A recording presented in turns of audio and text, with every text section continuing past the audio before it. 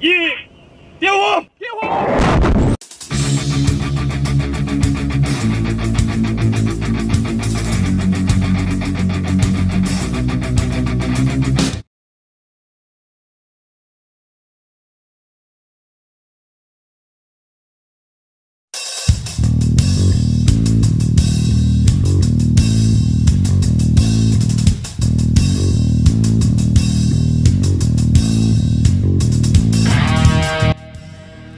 ！Kongres Amerika Serikat telah diperingatkan bahwa militer Cina dinilai akan meningkatkan persenjataan nuklir dan sistem pengirimannya dengan kecepatan yang melampaui perkiraan Badan Intelijen Pertahanan Amerika Serikat sebelumnya tentang kenapa Beijing akan menggandakan persediaan hulu ledaknya.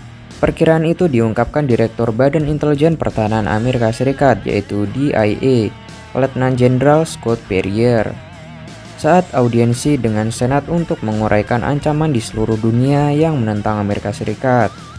Pasukan nuklir Cina yang mencakup serangkaian rudal bergerak berbasis darat, kapal selam dan pembom rudal nuklir diperkirakan oleh Federasi Ilmuwan Amerika memiliki gudang senjata dengan total sekitar 260 hulu ledak pada tahun 2015.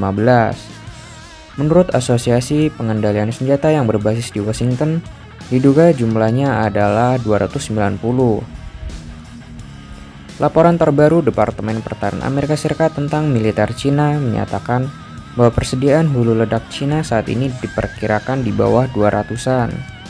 Tentara Pembebasan Rakyat atau PLS diperkirakan oleh DIA tahun lalu akan melipat gandakan persediaan hulu ledak nuklirnya pada tahun 2030.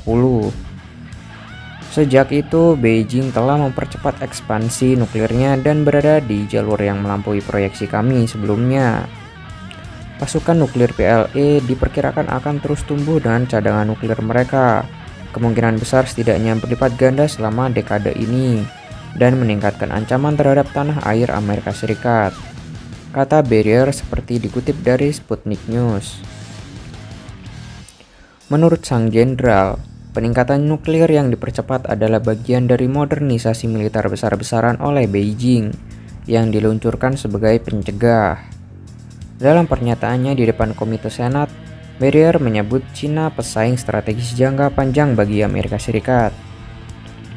Sebagai ancaman yang mondar-mandir, Beijing menimbulkan tantangan keamanan yang besar, terutama karena Cina meningkatkan kemampuan militernya untuk memungkinkannya hampir pasti menahan Amerika Serikat dan pasukan sekutu pada risiko yang lebih besar dan jarak yang lebih jauh dari daratan Cina, ujarnya. Di tempat lain dalam kesaksiannya yang luas, Perrier mengatakan kepada Komite Layanan Bersenjata Senat bahwa Cina secara aktif menggunakan perang informasi seputar pandemi COVID-19 untuk melemahkan pemerintah Barat. Amerika Serikat dan Cina telah saling tuding selama hampir 1 tahun. Sebelumnya pada bulan April, upaya Cina untuk memperluas pengaruhnya dinyatakan sebagai salah satu ancaman terbesar bagi Amerika Serikat. Sebuah laporan intelijen utama tahunan yang dirilis pada 13 April juga memperingatkan tentang tantangan keamanan nasional yang luas yang ditimbulkan oleh Beijing karena menguraikan potensi yang disebut pertempuran zona abu-abu untuk mendapatkan kekuasaan, yang akan menyaksikan operasi intelijen dan serangan cyber yang semakin intensif. Laporan tersebut menempatkan dorongan Cina untuk kekuatan global di urutan pertama dalam daftar ancaman, diikuti oleh Rusia, Iran, dan Korea Utara. Cina semakin menjadi pesaing yang hampir setara, menantang Amerika Serikat di berbagai arena, terutama secara ekonomi, militer, dan teknologi, dan mendorong untuk mengubah norma-norma global. Meramalkan Cina setidaknya menggandakan cadangan nuklirnya selama dekade berikutnya.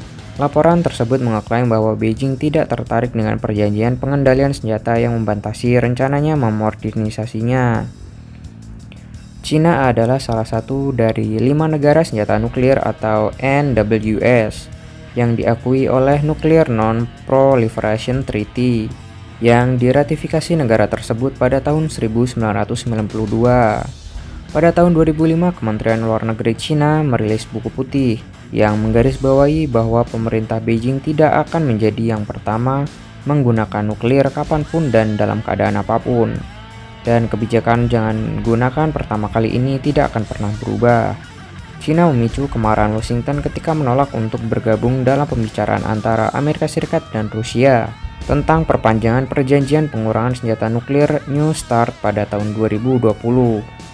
Washington telah berusaha untuk memperluas kesepakatan itu menjadi kesepakatan 3 arah yang juga akan mencakup Cina. Posisi Cina bagaimanapun adalah bahwa persenjataan hulu ledak nuklirnya hanyalah sebagian kecil dari persenjataan Amerika Serikat dan Rusia. Perjanjian New START yang mewajibkan Amerika Serikat dan Rusia untuk membagi separuh inventaris peluncur rudal nuklir strategis mereka akan berakhir pada Februari 2021 dan telah diperpanjang hingga 5 Februari 2026.